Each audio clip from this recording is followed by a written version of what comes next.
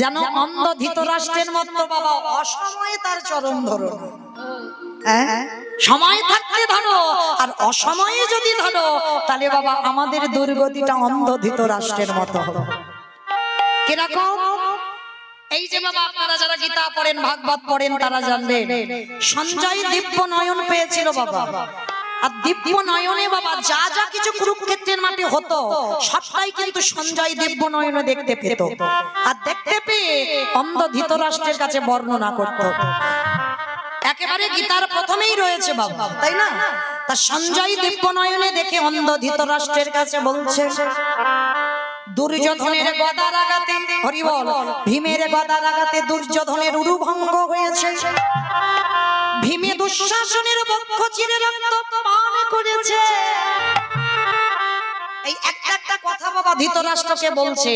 আর বলেন তো বাবা, যদি পুত্রের মৃত্যু সংবাদ কোনো বাবা পায়, সে বাবা কি আর বাবা থাকে? ভিতরটা চলে যাচ্ছে ধৃতরাষ্ট্রের, কিন্তু বাইরেটা শান্ত ভাব। কেন? অন্ধ তো, চোখে দেখতে পাই না। মানে বাইরে দেখলে মনে হবে খুব শান্ত, কিন্তু ভিতরটা বাবা পুত্র শোকের দাবানলটা জ্বলছে। এমন সময় রাগের মাথায় রেগে গিয়ে বিদুরকে ডেকেছে, বিদুর, বিদুর, আমায় ডাকছিস? বিদুর, তুমি একবার মধ্যম পাণ্ডব ভীমকে ডেকে দাও তো।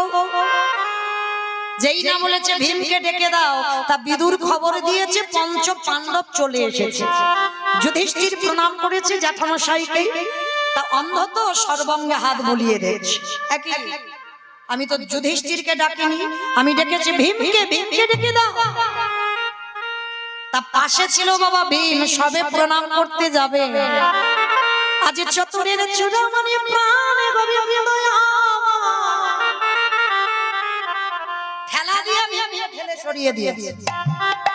আর সরিয়ে নিয়ে বাবা কিরকম চালাক দেখেন আমার ভগবান, একটা ভীম দাঁড় করিয়েছে। আর যেই না ভীমকে দাঁড় করিয়েছে, অন্ধ ধৃতরাষ্ট্র বাবা ভিতরে যে আগুনটা জ্বলছে পুত্র শোকের দাবানল, আর ওই আগুনে জর্জরিত হয়ে একেবারে ভীমকে বুকে জড়িয়ে ধরে। মানে লোক দেখতে পাচ্ছে আদর করছে, কিন্তু ওটা আদর নয়, এমন বুকে চেপে ধরেছে বাবা ধুলোর মতো বুড়ো হয়ে গেছে। তাহলে এই জায়গাটা বাবা একটু অনুভব করতে পাচ্ছেন দুর্যোধনের ওই ধৃতরাষ্ট্রের বাবা শরীরে কত ক্ষমতা ছিল, কত বল ছিল। 10,000 হাতির ক্ষমতা ছিল অন্ধ ধৃতরাষ্ট্রের শরীরে। একবারে যদি কুরুক্ষেত্রের মাঠে নামতো বাবা, কোনোদিন 5 জন জয়ী হতে পারতো। তা আগে থেকে তো ভগবান সিস্টেম করে বাবা যার জন্য অন্ধ করে বসিয়ে রেখেছে, কিন্তু শরীরের ক্ষমতা 10,000 হাতির বল। তাই এবার ভীমকে বুকে ধরে এমন আদর করেছে বাবা, সে ধুলো হয়ে গেছে। এই জায়গাটা বাবা আপনাদের একটা জিনিস শিখিয়ে দিয়ে যায়। প্রত্যেকটা মানুষ, আমরা মনুষ্য জীবনে আছি তো, পাপ ফেললেই অপরাধ, অপরাধ নয়? আর দেখবেন কোন কোন মানুষ ভুল বশত ভুল করে একটা অন্যায় করে ফেলে, ভুল বশত একটা অপরাধ করে ফেলে। হয়তো বাবা ওটা কথাটা বলা উচিত নয়, কথাটা আমি ঠিক করিনি বা ঠিক বলিনি, কিন্তু বাবা রাগের মাথায় বলে ফেলেছি। অনেকে আছে না বাবা বলে ফেলে না রাগের মাথায় একটা কথা, কিন্তু মনে রেখো রাগের মাথায় যে কথা বলে দেয় সেই কথা যদি পরক্ষণে বাবা নিজে অনুতপ্ত হয়, মানে আমি যে কাজটা করেছি ভুল করেছি, আমি যে কাজটা করেছি অন্যায় করেছি, অপরাধ করেছি, যদি বাবা নিজে নিজে অনুতপ্ত হয়, তাহলে বাবা ভগবান বলছে সেই পাপীকে জীবনে আমি অপরাধী বলে গণ্য করি না। মানে যে অন্যায় করে ক্ষমা চাইতে চায়, যে আমি ভুল করেছি আমাকে ক্ষমা করে দাও, যদি বলতে পারি। আজকে ধৃতরাষ্ট্র যেই না ভীমকে মেরে দিয়েছে, মারার পরেই বাবা নিজে নিজে অনুতপ্ত হচ্ছে। কেন? ধৃতরাষ্ট্র ভালো করে জানতো আমার 100টা ছেলে কেউ ধার্মিক ছিল না, আর পঞ্চ পাণ্ডবরা ধার্মিক ছিল, তাই তো আমি 100 ছেলের বাবা হয়েও আজকের বাবা নয়। বাবা হয়েছে কিন্তু বাবা নয়, কারণ আমার ছেলেটা সব অধার্মিক, কেউ ধর্মের পথে ছিল না। তা যখন কাঁদছে, যখন কাঁদছে বাবা নয়ন জলে বক্ষ যুগল ভাসিয়ে, আমার অন্ধ ধৃতরাষ্ট্র কৃষ্ণকে বলছে, কৃষ্ণ বিশ্বাস কর, আমি কিন্তু ভীমকে মারতে চাইনি, রাগের মাথায় আমি একটু মেরে ফেলেছি, কিন্তু বিশ্বাস কর আমি মন থেকে মানতে চাইনি। অজেঠু, কে বললো তোমায় তুমি ভীমকে মেরেছো? তুমি বোধহয় জানো না, কৃষ্ণ ভক্তকে কোনোদিন নিধন করা যায় না। কি গো, ভগবান গীতায় অর্জুনকে বলেছিল না, দেহ পতন হয়, এই আত্মার কোনোদিন পতন হয় না। মিছাই শোক করছো, বৃথাই শোক করছো, কিসের জন্য তোমার এত শোক? তোমাকে অস্ত্র ধরতে হবে, তোমাকে যুদ্ধ করতে হবে। আর যেটাই বাবা ভগবানের মুখস্থিত বাণী গীতার সৃষ্টি হয়ে গেল, তাহলে আজকের দেহের পতন হয়, আত্মার নয়। ধৃতরাষ্ট্রকে বলছে, জ্যাঠামশাই তুমি বোধহয় জানো না, কে বলেছে তুমি ভীমকে মেরেছো? ভীমকে মারোনি। বলে কৃষ্ণ আমি নিজের হাতে ওকে মেরেছি। বলে না, ভুল করছো, নিজের হাতে তুমি মারোনি। দেখবে ভীম এইবার কৃষ্ণ মনে মনে বলছে, জ্যাঠামশাই তুমি বোধহয় জানো না,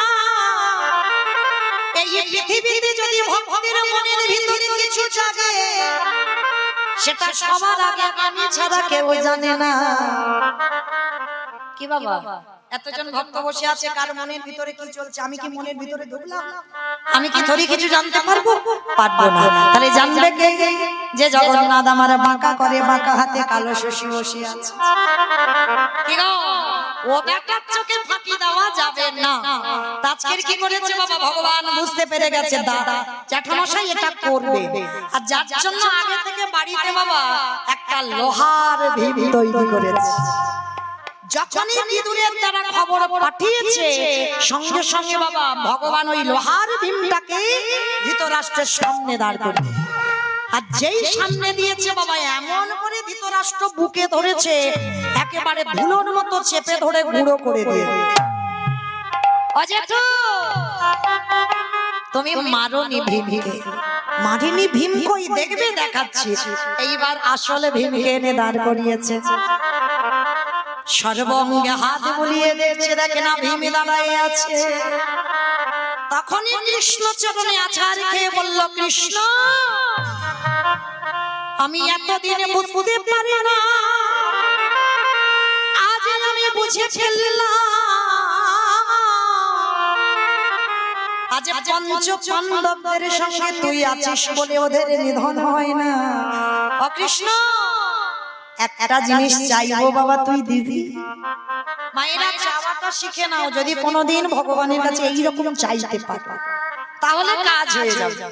ধৃতরাষ্ট্র চেয়েছিল বাবা, সময় চাইনি, অসময়। কৃষ্ণ মানে যখন শতপুত্র নিধন হয়ে গেল তখন চেয়েছিল, একটা জিনিস চাইবো, তুই দিবি? কি চাও জ্যাঠামশাই? বলো তুমি আমায়। জেঠু বলো। কৃষ্ণ রে, আমার এই দৃষ্টি শক্তিটা ফিরিয়ে দে। ও তুমি পৃথিবীর আলো দেখতে চাও, মানুষজন দেখবে বলে না কৃষ্ণ, একেবারে কৃপা করে তোর ভুবন মঙ্গল ভোলানো রূপ একবারে দেখতে চাও। ওরে যার সঙ্গে আমার কৃষ্ণ আছে, একবার ওই রূপটাই আমি দর্শন করব। ঠিক আছে জেঠু দিচ্ছি। করুণার হাতটা যেই না ধৃতরাষ্ট্রের চোখে বুলিয়ে দিল, আর যেই না পরশ করেছে ধৃতরাষ্ট্রের দৃষ্টি ফিরে এসেছে। সাক্ষাতে দেখলো আমার কৃষ্ণ দয়াময় দাঁড়ায় আছে। কৃষ্ণ আর একটা জিনিস, আবার এই তো তুমি চোখ চাইলে চোখ দিলাম, আবার চাইছো, এতটা চাওয়া ঠিক নয় জেঠু। আচ্ছা ঠিক আছে, আর একটা চাইবো, আমি কথা দিচ্ছি জীবনে আর চাইবো না। আর একটা জিনিস দে। বলো জেঠু কি? দে দে আমার অন্ধ ঘরে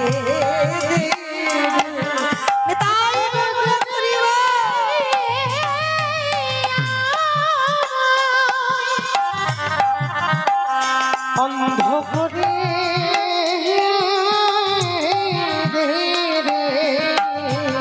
পড়েছে নয়নে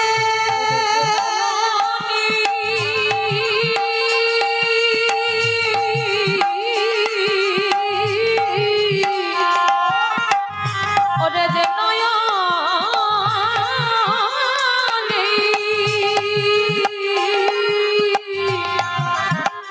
আমার কৃষ্ণ দেখা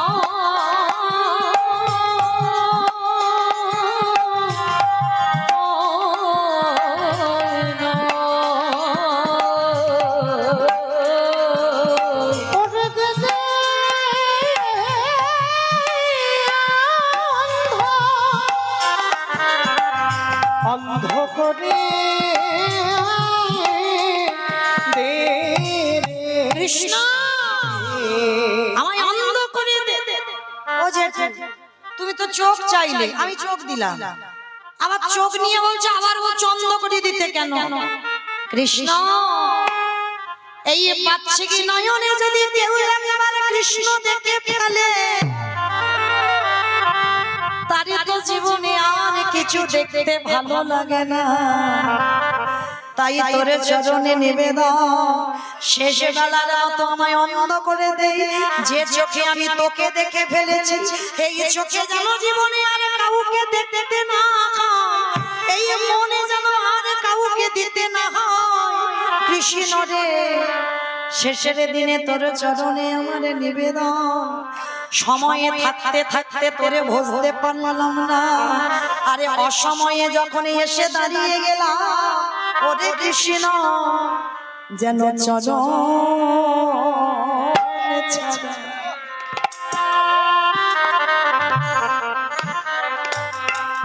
সাজা করি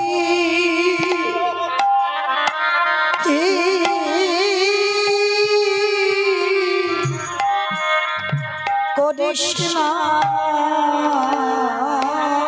রে। আমি যে ওই চরণে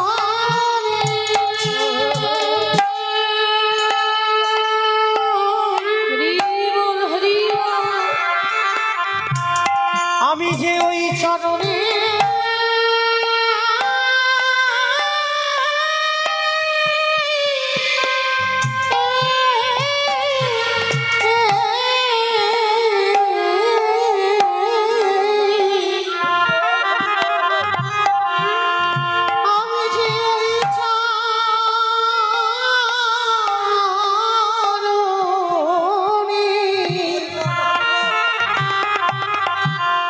বড়ই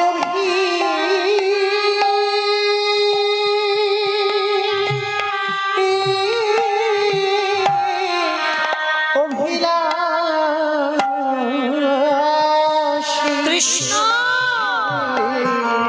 কৃষ্ণ রে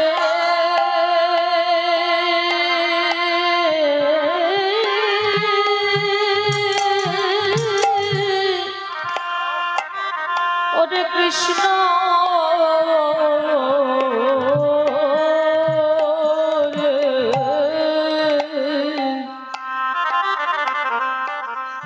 আমায় চরণ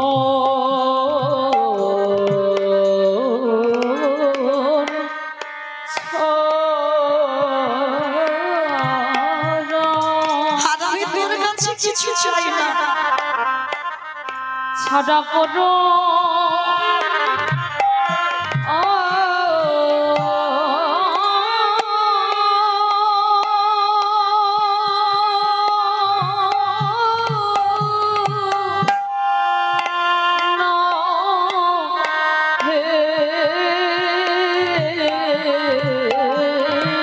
কৃষ্ণ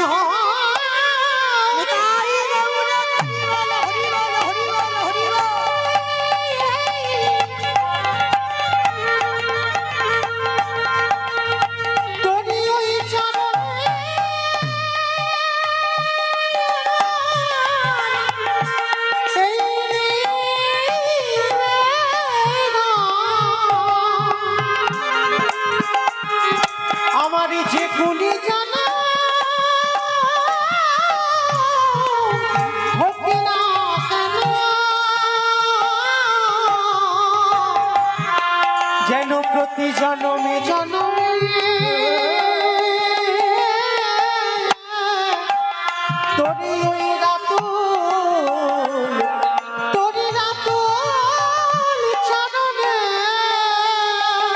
ওই চরণে ছাড়া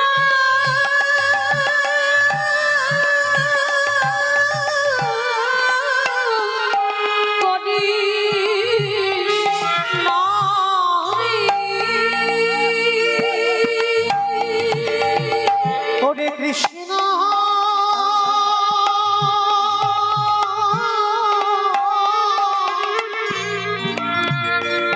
শুনেছি তুই নাকি ভক্তের ভগবান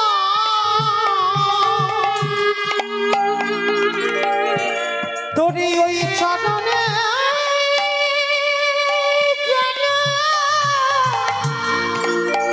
ওই চরণে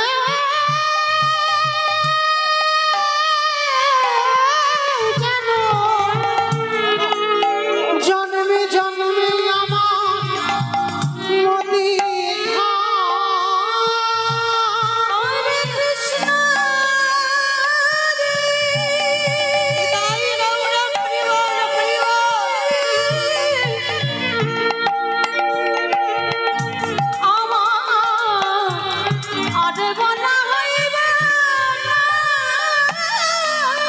হরিবল হরিবল হরিবল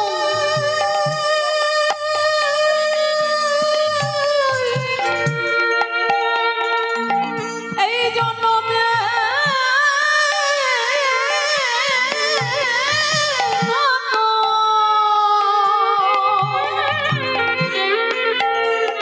তোর চরণে নিবেদন করে রাখলাম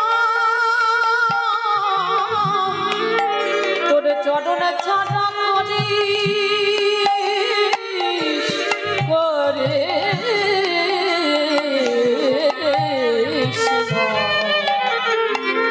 অনেক কৃষ্ণ রে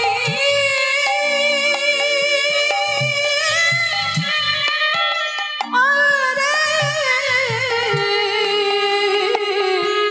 কৃষ্ণ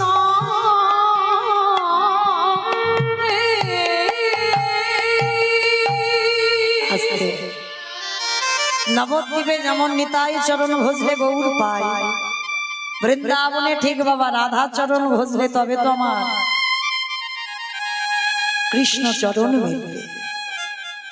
মনে রেখো মা, আমার কিশোরীজিকে আগে ভজন করতে হবে বৃন্দাবনের মাটিতে। জানেন জগন্নাথ নামে একজন ভক্ত ছিল, বাবা মা ছোটবেলায় ছেলেটার নাম রেখেছিল জগন্নাথ।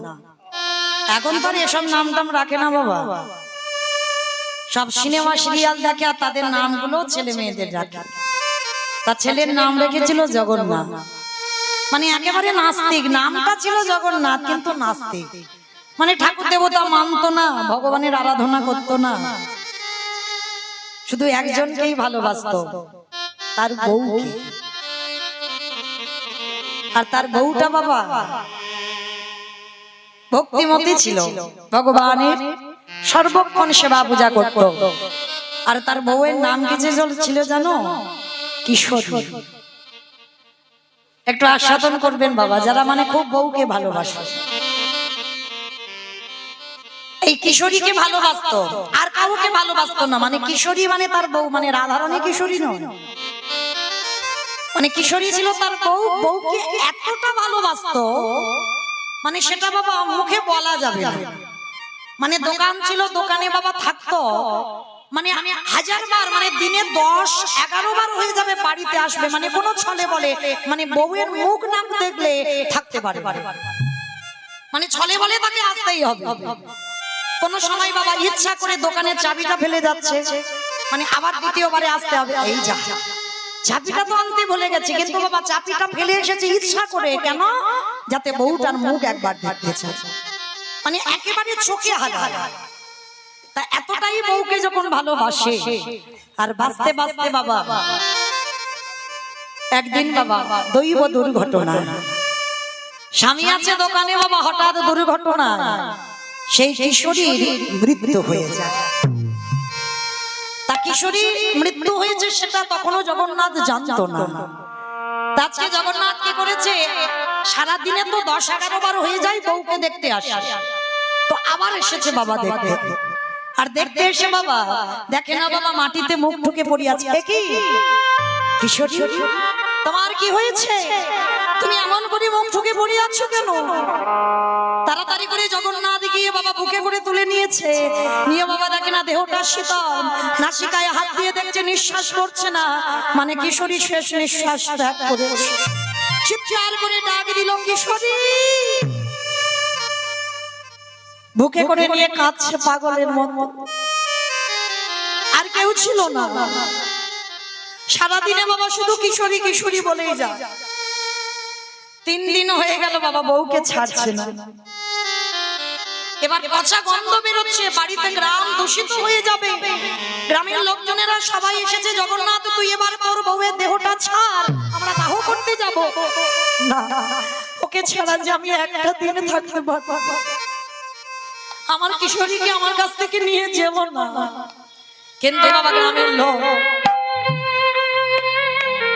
গ্রামের লোক জোর করে আজকের কিশোরীকে বুক থেকে টেনে নিয়ে চলে গেল দাহ কাজ করতে। আর যখনই দাহ কাজ করে করা হয়ে গেল, কিন্তু বাবা সেই জগন্নাথ কিশোরীটা বলে না, খাওয়া দাওয়া বন্ধ। কোথায় আমার কিশোরী, কোথায় আমার কিশোরী? কিশোরী একবার আমার কাছে এসো, আমি যে তোমায় ছাড়া থাকতে পারি না, তুমি কি জানো না?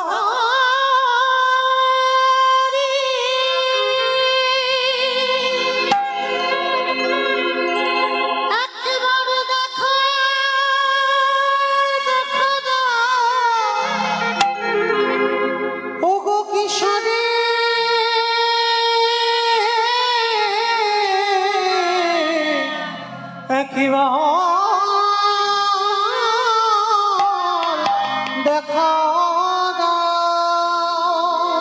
কিশোরী কিশোরী বলে ডাকছে বাবা। ডাকতে ডাকতে মথুরায় চলে গেল। মথুরা থেকে বাবা বর্ষানায় গিয়ে জঙ্গলে ঘুরে ঘুরে বেড়াচ্ছে, পাগলের মতো চেহারা, খাই না দাই না ঘুমাই না, শুধু কিশোরী দেখা দাও, কিশোরী দেখা দাও।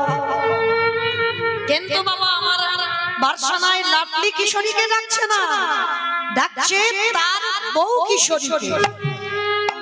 তা বর্ষানায় আমার রাধারানী সিংহারে বসেছে, মানে সাজতে বসেছে। আর ওই যে জঙ্গল থেকে আওয়াজটা আসছে, কিশোরী দেখা দাও, কিশোরী দেখা দাও, কিশোরী দেখা দাও। ললিতা, ললিতা, কে কে আমায় কিশোরী কিশোরী বলে ডাকছে? আমার যে হৃদয়টা ব্যাকুল হয়ে উঠেছে, আমি যে থাকতে পারছি না। কার এমন আকুল প্রাণে ডাক, কার হৃদয়ে জুড়ানো ডাক? ললিতা, বিশাখা, একবার দেখে আর কি আমায় কিশোরী বলে ডাকছে? ললিতা বলছে, তোর মাথাটা গেছে, তোকে ডাকবে কেন?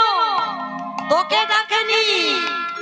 ও একটা লোক, তার বউ মরে গেছে অনেকদিন আগে, তার বউয়ের নাম কিশোরী। আর কিশোরী কিশোরী বলতে বলতে সে সারা মনে মনে ঘুরে ঘুরে বেড়াচ্ছে তার বউকে পাবে বলে। তোকে ডাকেনি ললিতা, কিন্তু ও ডাকছে ওর বউকে, কিন্তু নামটা তো আমার, ওই নামটা আমার, ওই নামটা ওর বউয়ের নাম। তুই একবার আমার ভক্তকে আমার কাছে, রাধে তুই কি বলিস? ও নাস্তিক, ও কোনোদিন কৃষ্ণ ভজন করেনি, কোনোদিন তোর চরণ ভজন করেনি, কোনোদিন মন্দিরে যায়নি, কোনোদিন সেবা পূজা করেনি। আর তুই বলছিস কিনা ওকে আনবো তোর কাছে, তোর চরণে?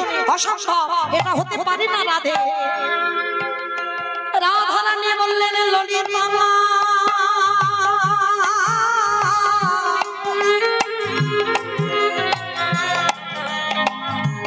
ভক্ত যদি অশ্রদ্ধা বলেন, যদি একেবারে রাধা রানীর নাম উচ্চারণ করে ডাকে, আমি বর্ষানায় বসে থাকতে পারি না। যদি একবার আমাকে কেউ রাধা বলে ডাকে, কিশোরী বলে ডাকি, আমি ভগবানের প্রিয়সী হয়ে আমি তৎক্ষণাৎ সেই ভক্তকে আমি আমার চরণে আশ্রয় দিই।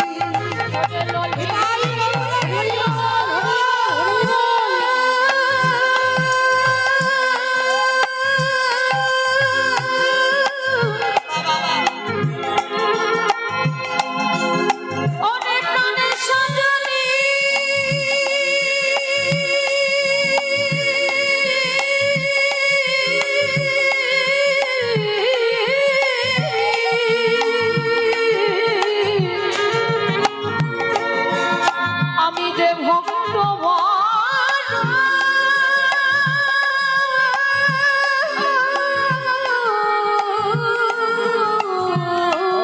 হরি বল বড় ভালো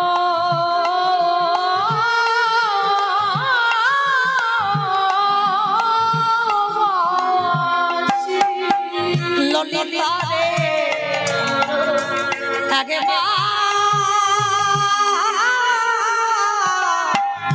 ওই ভক্তকে আমার নিধুবনে নিয়ে ওরে ললিতা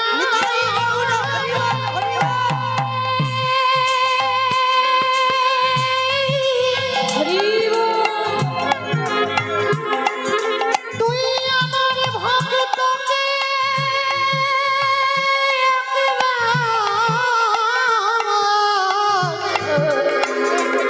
একেবারে আমার কাছে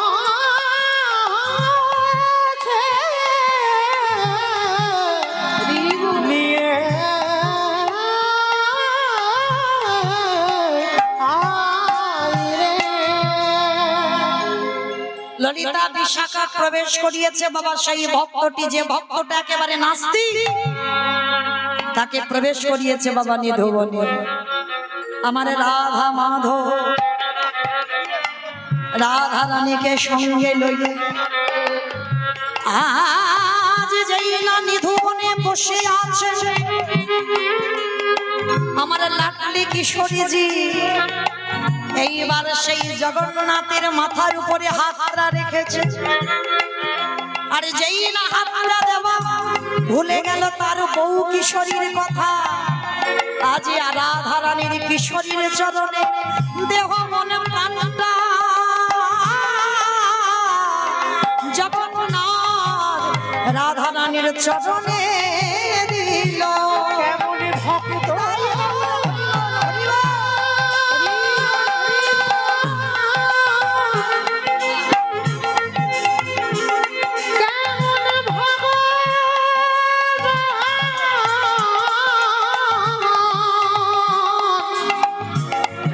ওরে এমন ভক্ত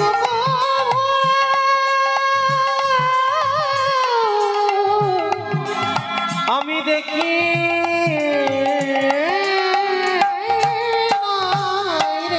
আস্তে তাহলে মনে রেখো মা, যদি ভগবানের নামে কারোর নাম হয়, আমার কিশোরীর নামে যদি কারোর নাম হয়, সেই নামও যদি উচ্চারণ করে তুমি ভালোবাসো, কোনো না কোনো দিনে তোমার রাধারানীর কৃপা হবে।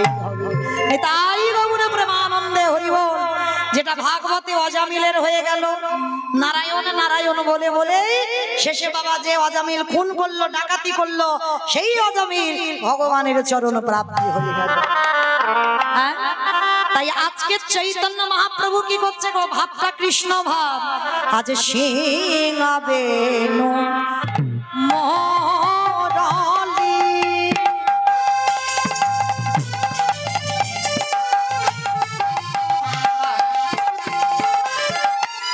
আজ করিয়া জয় ধনী আজ সিংহাদ ও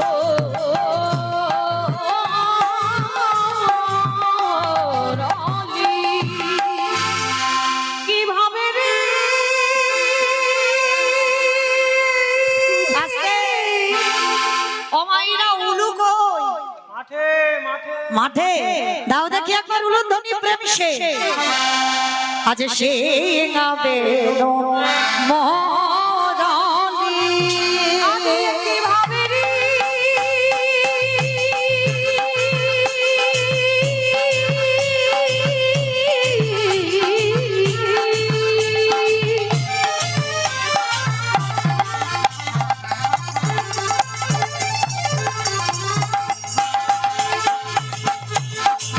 আর আমার গৌর হরি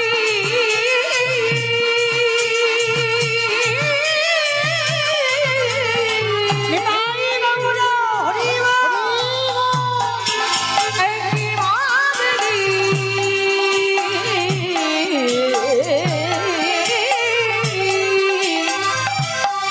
আয়ে গো তোমারা দূরে দেখি যাও আজ সিংহা বেলু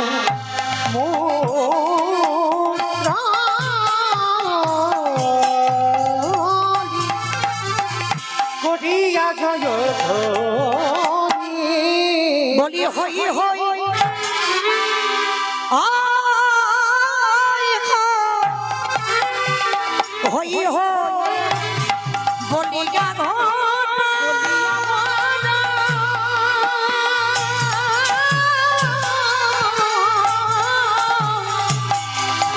ওরা আমার ফিরায়ে পাচনি পাচনি আমাইরা পাঁচনি মানে কি গরু চড়ানোর লাঠি। আজকের আমার মহাপ্রভুর ভাবটা তো কৃষ্ণ, তো হাতের লাঠিটা কি নবদ্বীপে আছে? তাহলে কি করছে? অঙ্গুলি লোলাইছে, অঙ্গুলি লোলাইছে এই জগজীবের তরিয়া, জগজীবের তরিয়া। আবার বলছে হই হই হই হো, হই হই হই হো, বলি যে আমার হয় আমি তার হয়, যে আমার হয় আমি তার হয়, বলি যে আমার হয় আমি তার হয়, বলি যে আমার হয় আমি তার হয়। চৈতন্য মহাপ্রভু আমার দুটো বাহু প্রসার করে দাঁড়ায় আছে। তাহলে বলছে যে আমার হয় আমি তার হই, তাহলে যে হয় না কি ভগবান তার হয় না? বলে হই হই হই, প্রভু আমার বাহু প্রসারে দাঁড়াইছে, বাহু প্রসাদ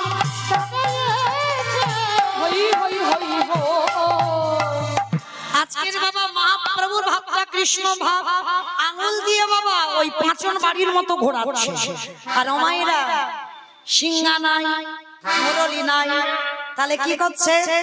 দেখবেন বাবা ফাংশন টাংশন হলে ছেলেরা পারে, তবে আমি পারি না, ওই শিখি বাজায় না। এটা ওদের দোষ নয়, কলির ছেলে মেয়েদের দোষ। ভগবান নিজে করেছে গো। নবদ্বীপের মাটিতে দাঁড়িয়ে সে বাঁশি পাচ্ছে না, সিংহা পাচ্ছে না, সিটি বাজাচ্ছে। হ্যাঁ, তার নবদ্বীপে যখন বাঁশি নাই, সিংহা নাই, তার সিটি যখন বাজাচ্ছে, ভক্তগণ সবাই ছুটে এসেছে। হরি বল। কে কে আছে? রামায় সুন্দরানন্দ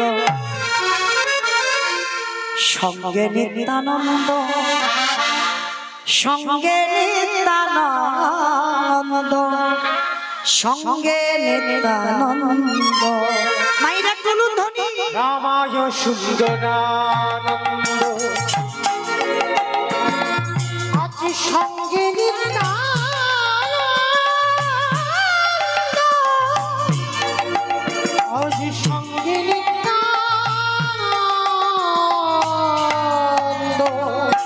সঙ্গে নিত্যানন্দ।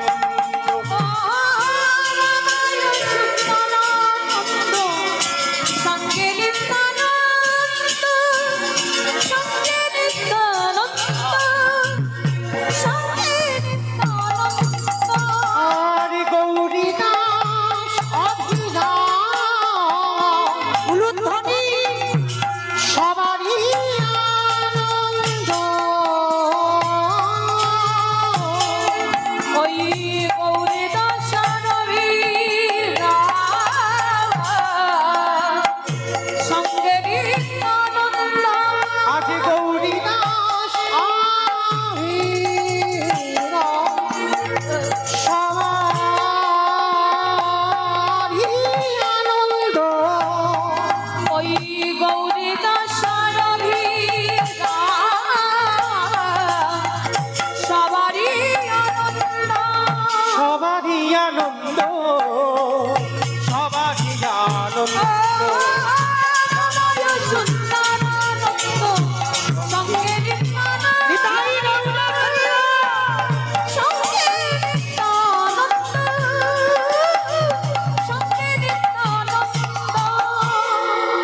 রামাই সুন্দরানন্দ কে সুদামা ঠাকুর কি গো